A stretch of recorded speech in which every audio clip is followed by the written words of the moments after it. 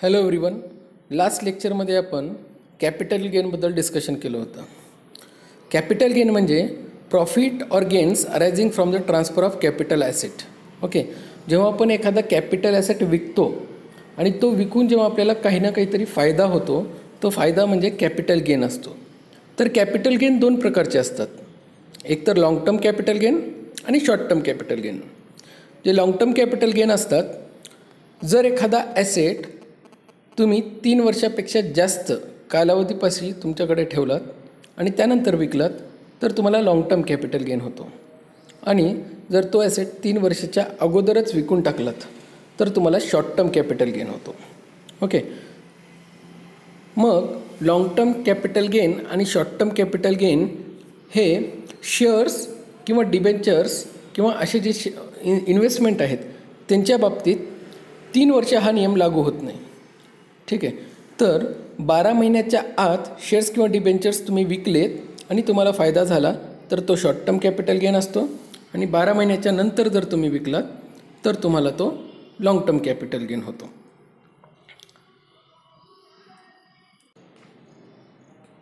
मग एखादा asset transfer होणं म्हणजे काय, तर ॲसेट विकला गेला किंवा ॲसेट एक्सचेंज केला तर आपण म्हणू शकतो की ॲसेट ट्रान्सफर झाला आहे. मग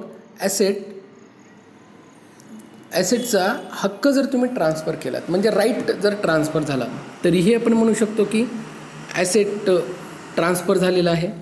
जर ॲसेटचं कंपल्सरी ॲक्विजिशन झालं कायद्यानुसार, म्हणजे एखाद्या ॲसेटला विकण्यासाठी कायद्यानुसार कोर्टाने बंधन टाकले एखाद्या कंपनीवर की तुम्ही हा ॲसेट एखाद्या व्यक्तीला ट्रान्सफर करा, कारण की बऱ्याचदा असं होतं की एखाद्या व्यक्तीची पेमेंट राहिली आहे, एखाद्या व्यक्तीला जो काही अमाऊंट रिकवर करायचा होता कंपनीकडून तो कवर झाला नाही, आणि मग त्या व्यक्तीने कंपनीवर दावा ठोकला आणि तो कोर्टात पोहोचला.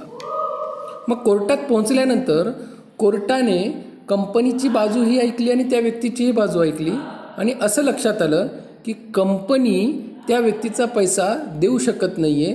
कदाचित कंपनीकडे पैसे नसेल किंवा कंपनीला तो पैसा द्यायचा नसेल, त्याच्यामध्ये काहीतरी प्रॉब्लेम्स असतील. मग कोर्ट असं म्हणू शकतं त्या व्यक्तीला की किंवा त्या कंपनीला की तुम्हाला या व्यक्तीचा पेमेंट करणं गरजेचं आहे, कारण की या व्यक्तीनं तुम्हाला काही ना काहीतरी त्या बदल्यात रिटर्न दिलेला आहे. आणि जर कंपनीकडे पैसे नसतील तर कंपनीची ॲसेट कोर्ट त्या व्यक्तीला ज्याला पेमेंट भेटायचं आहे त्या व्यक्तीला ट्रान्सफर करू शकते. म्हणजे कंपनीच्या मनात नसतानासुद्धा बऱ्याचदा कोर्टाच्या मदतीने एखाद्या व्यक्तीची पेमेंट क्लिअर केली जाऊ शकते. ह्याला म्हणतात कंपल्सरी ॲक्विजिशन. ठीक आहे, तर असं येऊ शकतं एखाद्या व्यक्ती ज्याच्याकडे असणाऱ्या ॲसेटला आता बिझनेसमध्ये कन्वर्ट करून स्टॉक म्हणून त्याला विकत असेल, म्हणजे त्याच्याकडे असणाऱ्या ॲसेटला तो आता स्टॉकमध्ये कन्वर्ट करतो आहे, तर तोही ट्रान्सफर ऑफ ॲसेट असू शकतो. एखादी इमोवेबल प्रॉपर्टी असेल, जर ती इमोवेबल प्रॉपर्टी एखादा व्यक्ती विकत असेल तर तोही ट्रान्सफर ऑफ ॲसेट आहे.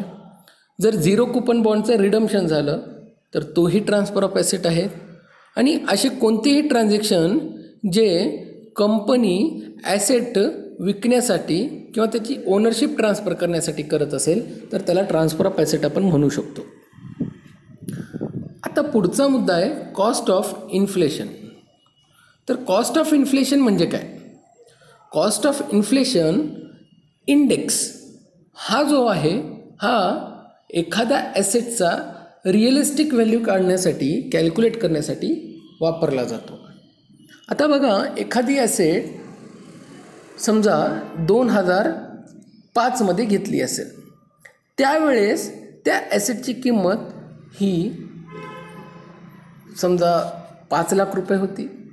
आज 2021 आहे, प्रॉपर्टीचे भाव वाढत आहेत आणि 2021मध्ये त्याच 5 लाख रुपयाच्या ॲसेटची किंमत किती आहे हे कॅल्क्युलेट करण्यासाठी cost of inflation index calculate केला जातो. महागाई वाढताना महागाईला ॲक्च्युअल रिअलिस्टिक व्हॅल्यूमध्ये कन्वर्ट करण्यासाठी कॉस्ट ऑफ इन्फ्लेशन इंडेक्स वापरला जातो. कॉस्ट ऑफ इन्फ्लेशन इंडेक्स हा सिंपल प्रोसिजर आहे इन्फ्लेटेड प्राईसला कॅल्क्युलेट करण्याचा. ठीक आहे. तर बेनिफिट्स जर कॅल्क्युलेट करायचे असतील तुम्हाला, ठीक आहे, अंडर सेक्शन 54, तर तुम्हाला अंडर सेक्शन 54 काय बेनिफिट्स आहेत आणि तो कोणाला एलिजिबल आहे, कोणता व्यक्ती सेक्शन 54मध्ये बेनिफिट्स घेऊ शकतो, त्याबद्दल आता आपण डिस्कस करूयात. ओके. तर सेक्शन 54 कॅपिटल गेनचा इन्कम टॅक्स ॲक्टमध्ये दिलेला आहे की खालील व्यक्ती जे आपण डिस्कस करणार आहेत हे जर काही कंडिशन्स फॉलो करत असतील तर त्यांना कॅपिटल गेन कॅल्क्युलेट करताना बेनिफिट्स भेटू शकतात. त्यामध्ये पहिला आहे only individual or HUF are eligible to claim the benefit. एखादा व्यक्ती किंवा हिंदू अनडिवायडेड फॅमिली हा सेक्शन 54मध्ये बेनिफिट घेऊ शकतो. बेनिफिट काय आहेत हे आपण नंतर डिस्कस करूयात. सध्या आपण कोणाला बेनिफिट भेटेल आणि कोणाला नाही हे बघतोय. ठीक आहे. दुसरा आहे the house property tax free selling should be long term capital gain asset. Okay. मग एखादा व्यक्ती आहे ज्याच्याकडे हाऊस प्रॉपर्टी आहे, एखादं घर आहे, एखादी प्रॉपर्टी आहे आणि जर तो विकत असेल त्या प्रॉपर्टीला आणि लॉंग टर्म कॅपिटल ॲसेट असेल ती, तर त्याला 54 सेक्शनमध्ये बेनिफिट भेटतो. तिसरा व्यक्ती आहे the property that is to be sold should be residential house. Income from this property should be charge under the head income from house property. मग एखादा व्यक्ती त्याचं राहतं घर विकत असेल तर त्याच्या income from this property should be charge under the income from house property.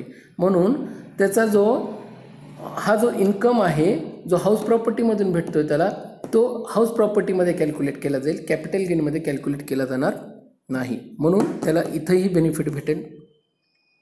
New residential house property should be purchased either 1 year before the date of transfer or 2 years after the date of transfer. ठीक आहे. जर एखादा व्यक्ती एखादं घर विकून काही पैसा कमवत असेल पण तो कमवलेला पैसा परत तो नवीन घर खरेदी करण्यासाठी वापरणार असेल तर त्याला टॅक्स लावला जात नाही. पण अट अशी आहे की तो घर विकण्याच्या 1 वर्षा अगोदर त्याने ते घर घेतलं पाहिजे, नवीन घर घेतलं पाहिजे, किंवा ही जुनी प्रॉपर्टी विकून 2 वर्षाच्या आत त्याने जर नवीन प्रॉपर्टी विकत घेतली तर त्याला सेक्शन 54मध्ये बेनिफिट्स भेटू शकतात.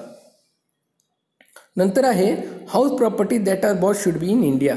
जर त्या व्यक्तीने एखादं घर इंडियामध्येच घेतलं असेल तरच त्याला हा बेनिफिट सेक्शन 54मध्ये भेटतो. इंडियाच्या आउटसाईड जर तुम्ही कोणताही घर घेतलं असेल तर तुम्हाला सेक्शन 54मधला कोणताही बेनिफिट भेटणार नाही, हे लक्षात घ्या. आता तुम्हाला कॅपिटल गेनचं एक्झम्पशन काय आहे, सेक्शन 54मध्ये तुम्हाला काय एक्झम्पशन दिलेलं आहे, काय सूट दिली आहे, काय बेनिफिट आहे, कोणाला भेटणार बेनिफिट हे आपण बघितलं आहे. पण बेनिफिट काय आहे तर पहिला बेनिफिट आहे अमाऊंट ऑफ कॅपिटल गेन और transfer of residential property. Okay. एखादा अमाऊंट जो तुम्ही प्रॉपर्टी विकून किंवा ट्रान्सफर करून जो तुम्हाला अमाऊंट भेटतो आहे तो तुम्हाला बेनिफिटमध्ये भेटू शकतो. किंवा इन्व्हेस्टमेंट मेड फॉर कन्स्ट्रक्टिंग और परचेसिंग न्यू रेसिडेन्शियल प्रॉपर्टी. किंवा एखादं घर खरेदी करण्यासाठी तुम्ही जे काही पैसा वापरलेला आहे किंवा एखादं घर कन्स्ट्रक्ट करण्यासाठी जो पैसा वापरलेला आहे ह्या वरच्या दोन्ही अमाऊंटपैकी कोणीतरी एक ती अमाऊंट जी कमी आहे ती तुम्हाला सेक्शन 54मध्ये बेनिफिट म्हणून भेटेल.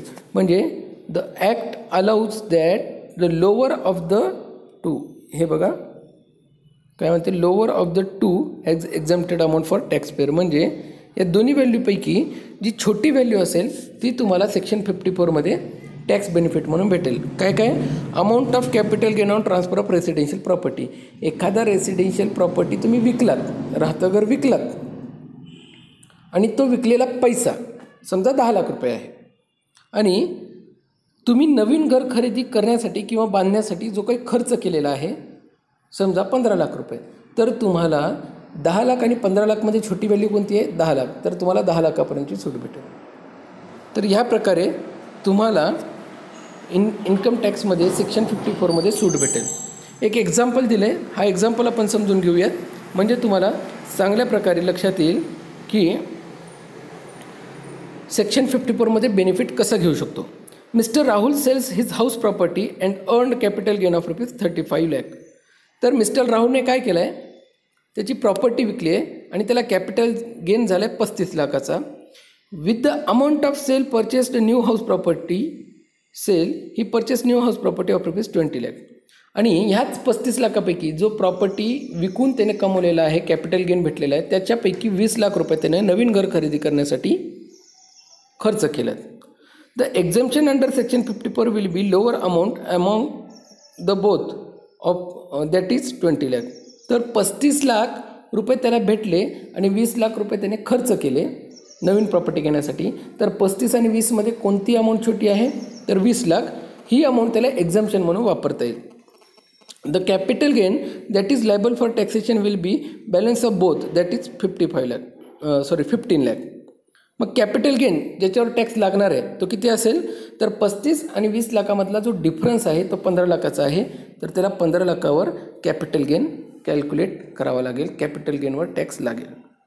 कॅपिटल गेन कॅल्क्युलेट करण्यासाठी किंवा टॅक्स काढण्यासाठी हा फॉर्मॅट आहे, हा फिक्स फॉर्मॅट आहे. या फॉर्मॅटच्या अवतीभोवतीच तुम्हाला कॅपिटल गेनचा टॅक्स काढता येईल. त्यामुळं तुम्हाला हा फॉर्मॅट लक्षात ठेवायचा आहे. सर्वात अगोदर तुम्हाला घर विकून जो पैसा भेटला आहे त्याला सेल कन्सिडरेशन म्हणतात. ते घर विकण्यासाठी बऱ्याच खाटाटोप करावे लागतात, बरेच खर्च करावे लागतात. ते खर्च तुम्हाला वजा करता येईल आणि ॲक्च्युअल जी नेट सेल्स आहे ती तुम्हाला कॅल्क्युलेट करता येईल. नंतर तुम्हाला इंडेक्स्ड व्हॅल्यूजच्या मदतीने, आता BCom लेवलला तुम्हाला इंडेक्सेशन व्हॅल्यूज प्रॉब्लेममध्ये दिल्या असतात. जे 2 वर्ष आहेत त्या दोन्ही वर्षाचे तुम्हाला इंडेक्सेशन व्हॅल्यूज दिलेले असतात. त्याचा वापर करून तुम्ही इंडेक्सेशन कॉस्ट काढू शकता. ती कॉस्ट तुम्हाला वजा करायची आणि तुम्हाला ॲक्च्युअल कॅपिटल गेन कॅल्क्युलेट करता येईल. नंतर तुम्हाला त्याच्यातून सेक्शन 54मध्ये जे डिडक्शन दिलेले आहेत, जे आत्ता आपण वर 2 डिस्कस केलेत, ते डिडक्शन तुम्हाला वजा करता येतील. जर तुम्ही परचेस केली असेल प्रॉपर्टी आणि इन्व्हेस्टमेंट केलं असेल कुठं, तर ते डिडक्शन तुम्हाला वजा करता येईल आणि मग तुम्हाला कॅपिटल गेन ॲक्च्युअल कॅल्क्युलेट करता येईल. ठीक आहे, म्हणून तुम्हाला हा फिक्स फॉर्मॅट लक्षात ठेवायचा आहे. नेक्स्ट लेक्चरमध्ये आपण कॅपिटल गेनचे क्वेश्चन्स आणि त्याचे सोल्युशन्स बघूयात. ठीक आहे, आज आपण इथं थांबूयात. Thank you very much.